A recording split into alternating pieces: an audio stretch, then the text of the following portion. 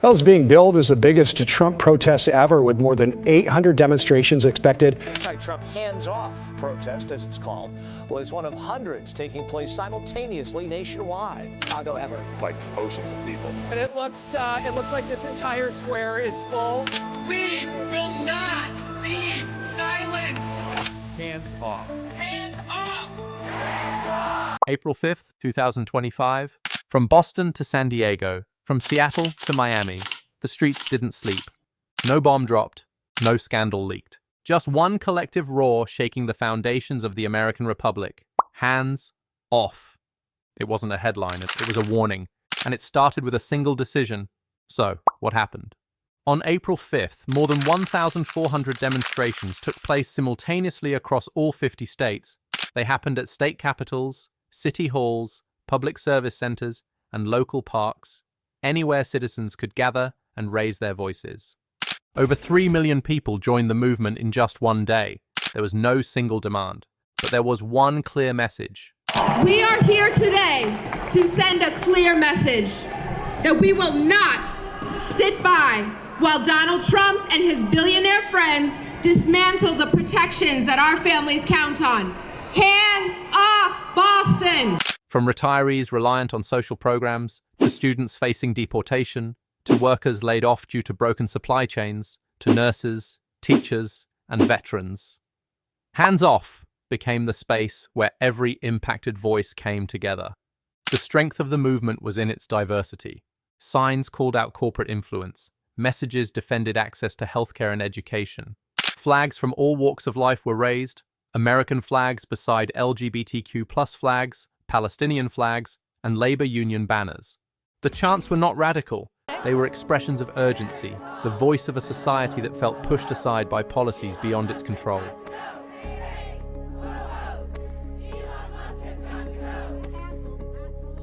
Hands off wasn't a call for rebellion. It was a call for accountability. It was a demand to be included.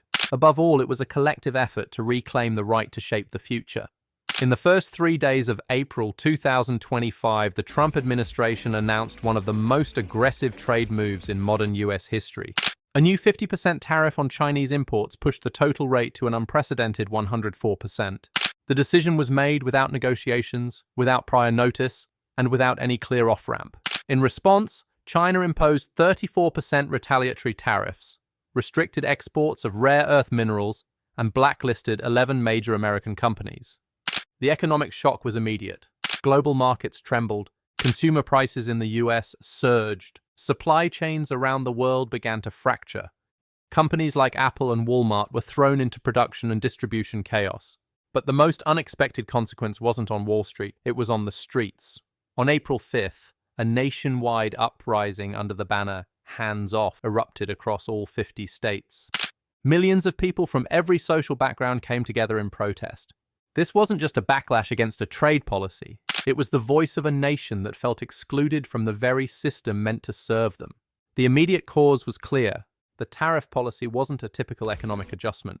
It was a sudden unilateral move on a scale the country hadn't seen in decades.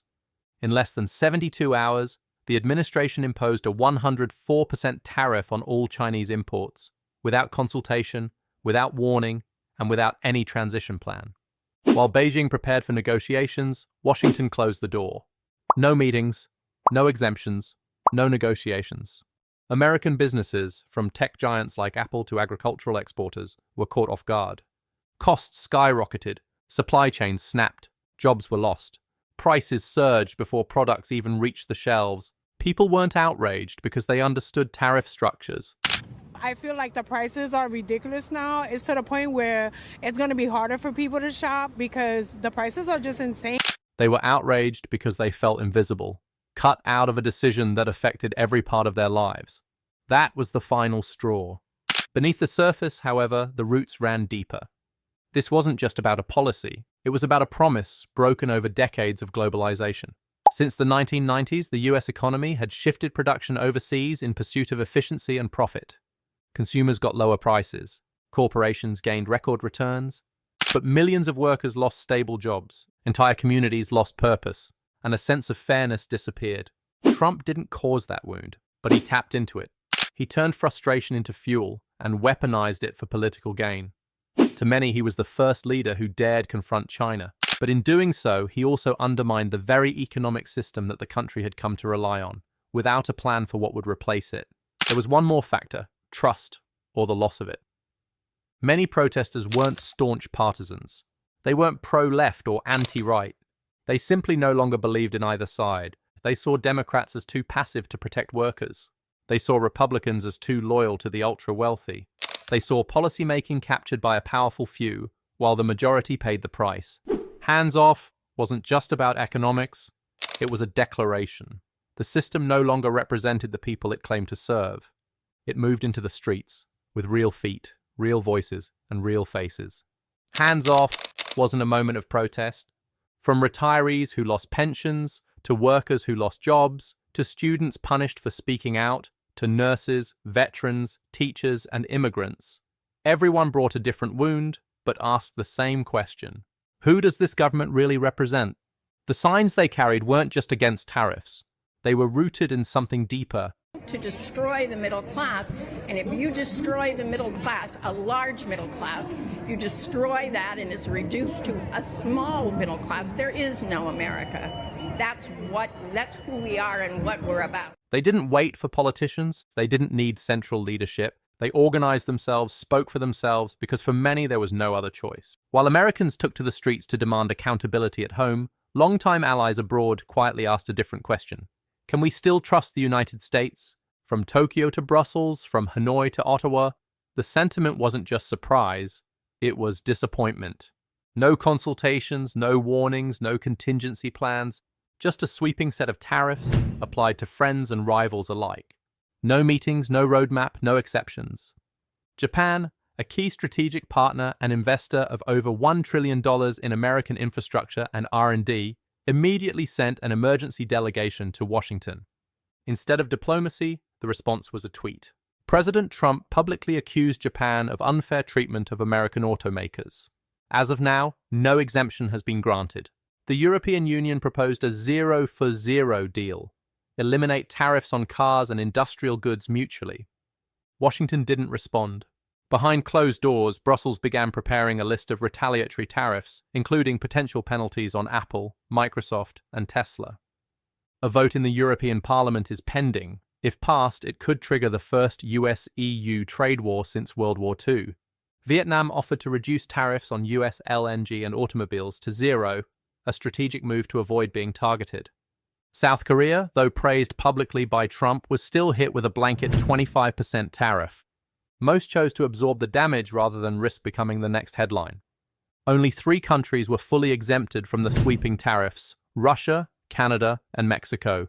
While Canada and Mexico are USMCA partners, the inclusion of Russia, a geopolitical rival, raised eyebrows across NATO. In the aftermath, one truth is becoming clear: America is no longer predictable. And in international diplomacy, unpredictability is another word for instability. As confidence erodes, countries are no longer waiting to be sidelined. They are forging their own trade alliances, restructuring supply chains, and expanding domestic markets, all without the United States at the center. Hands off wasn't just a response to one specific policy. It was the culmination of long-suppressed frustration, a deepening sense of unease, and a fundamental question that has never been answered clearly. Who is this country really working for? When President Trump imposed a 104% tariff on all Chinese imports, he didn't just double the price of an iPhone. He launched the entire US economy into a dangerous experiment, one in which every citizen became a test subject, without consent or escape. In a world where cooperation was once the norm, America is now choosing confrontation. In a democracy once proud of transparency, citizens now feel excluded from decision-making. And in a global system once centered on US leadership, allies are quietly building a new order, without America at its heart. This isn't just a moment of instability, it's a turning point. If America continues on a path of unilateral action, reactive governance, and power over persuasion, the cost won't just be inflation, unemployment, or supply chain disruption. The true cost will be something far more profound: the loss of what America means to the world and to itself. And when that happens, the damage cannot be measured in stock tickers, market indices, or even votes. Drop a comment for more breaking news.